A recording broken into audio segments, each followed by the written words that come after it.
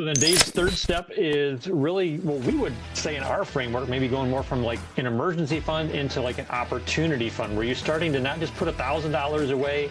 Dave says save up 3 to 6 months of your lifestyle and your living and lifestyle for, a bigger emergency fund. But we would say that might even start turning into an opportunity fund. Like you spoke to already, there can be sometimes good opportunities for you to make money, but if you don't have money to deploy when that opportunity arises, you might miss the opportunity. And so if you've got the emergency fund there, 3 to 6 months of living expenses, I know some of our mentors, the Chris's, Garrett, a lot of them talk about maybe even a year or two. Caleb talks about it as well from Better Wealth, having a year or two in your personal. And if you have a business, even having the same thing in your business, having that year or two set aside of all of your business expenses, because that frees you up to do all kinds of things. You don't have to worry. And if you see the opportunity to pull the trigger on something, whether that's, flipping equipment, which I know you've done, I've been looking at some of that myself, just any opportunity that you have to maybe just scale your own business. If you've got money to pull the trigger on that, you're going to be in a better spot, and, just being able to do a lot more things with that. But I think one of the part of Dave's philosophy here is saving all this money is nobody ever asks, where should I be saving that? We all just default to go into a checking account, should go into a savings account, maybe a money market. Some people are probably doing money market, but have we ever asked, like, is that really our only options? Is that the best place? Are there other places out there? So I'll let you expand on that and any of the other thoughts that you might have, because I'm sure you'll have lots of thoughts on where should we spend our money.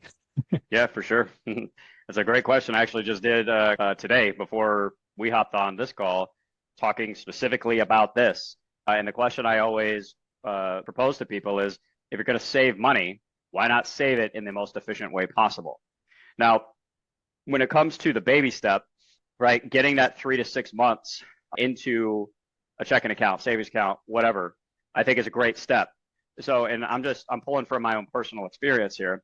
When my business started to take off and I was actually able to save a good amount of money, I wasn't too concerned about where to put it just yet. My focus was just getting the money in the bank, right? It's step 2 of my Millennial Wealth Creator blueprint, is building the vault. It's just stacking cash, avoiding Parkinson's law, where as your income increases, your expenses increase as well. You should absolutely not be doing that. You want to be saving as much as you possibly can. And from there, once we have the 6 months saved up, okay, well, now we've got a decent pile of money here. Am I saving it in the most efficient way possible? No, probably not. If it's in a traditional savings vehicle, savings account, CD, maybe you're saving treasury bills right now, whatever, because interest rates are okay. But historically speaking, these traditional savings vehicles are not very good. They're not very beneficial to us. The interest is taxed every year. Usually the interest is pretty dismal to begin with. The only real benefit that we get is, and actually sometimes I wouldn't even call it a real benefit, is like instant access. We get a debit or ATM card. You can write checks on it. Maybe not if it's in a savings or CD, but then also that money's tied up as well if it is in a CD. Like, if you were to take that out, oftentimes there's penalties for doing so. So these traditional savings vehicles, they benefit the bank far more than they benefit us. So the question is, okay, well, if that's the case, is there a better place to save my money? The answer is yes. Dividend, custom designed, high cash value, dividend paying whole life insurance is a very, very efficient savings vehicle that is comparable, like if we're talking about rate of return, comparable to a high yield savings account. So if you like CDs, you like high yield savings accounts, you like treasury, like T-bills right now and bonds because of the higher interest rates, you'll absolutely love high cash value dividend paying whole life insurance. It actually makes saving money fun. Like, I look forward to putting as much money as I can into my policy because it's getting that uninterrupted tax-free compound growth. I can access it at any time for both an emergency and an opportunity, right? That emergency and opportunity fund is going to continue to grow because I get that guaranteed growth. I get the dividends, all that stuff. I'm also protecting my family financially in case something happens to me, right? Because it's life insurance. We have the death benefit. Right, so there's just so many more advantages of something like a cash value whole life insurance policy over traditional savings vehicles. But I would argue, though, that it's actually a good thing to put money in the bank first, build that up, because just me personally, when it comes to designing policies, I like to do an upfront lump sum into the policies. It makes them very efficient. You get access to up to 90% usually of your cash value within the first 30 days. So at that point, you have a very, very efficient savings vehicle, but you got to get to that point first. So I like this baby step of just put money into the bank. Don't worry about inflation right now. Don't worry about investing it right now. Just stack the cash, get 6 months, and then we ask ourselves, okay, what do we do with this? Can I do better than a traditional savings vehicle? And the answer is absolutely. Ask me how I know, because I implement it in my life. In this thing, these policies are just freaking amazing, right? But yeah, it leads to have an emergency fund, but as you alluded to, Jeff, also the opportunities as well. So our money's going to continue to grow, even if we borrow against it to take advantage of an opportunity. Now we're really starting to snowball in the right direction when it comes to building wealth. So baby step 3, I love it, but don't stop there, right? Don't just stop at 6 months. Like when you hit it, like keep saving money and then look for more efficient ways to start to deploy those savings into both an emergency and opportunity fund. Cash value life insurance is a great option. So those are my thoughts on that one. Yeah, I love it, man. I mean, the whole idea is efficiency, right? And, parking that money in an account that just may not be growing at a great interest rate for maybe a portion of your savings is great, but then having a larger percentage, especially as you're talking, as you get past 6 months into a year, 2 years, where's the best place to store that where you still have the liquidity for it?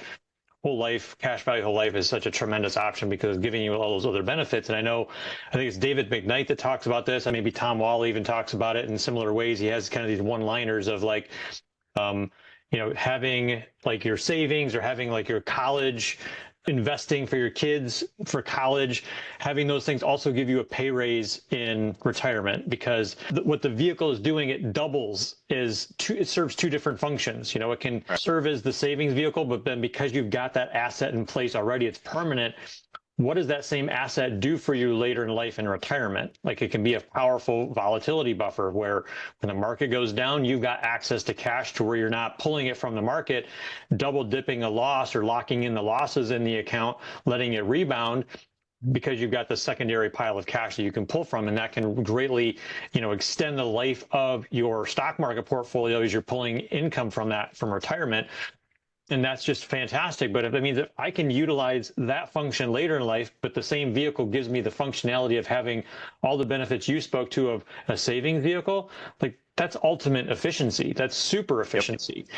Instead of having to have all these individualized accounts doing all these individualized things, we can start having a much more holistic plan that has the synergy built in within it to really serve a purpose all the way through our life. That's phenomenal. I don't have to do all these different things. And we still talk diversification. We still want to have the different parts of our plan in place. We still want to be leveraging the market and the different aspects, but it just adds so much more efficiency, adds so much more safety to our plan as we look throughout someone's entire lifetime. So love all those points, man. Great stuff. What's up, my fellow wealth creator? Thank you so much for checking out this clip from the Millennial Wealth Creator podcast. If you'd like to watch the full podcast, there will be a link down below in the description. Make sure to also check out the additional tools, training, resources that I have in the description as well, just to help you along your journey. Thanks again for checking out the clip, and we'll see you in the next one.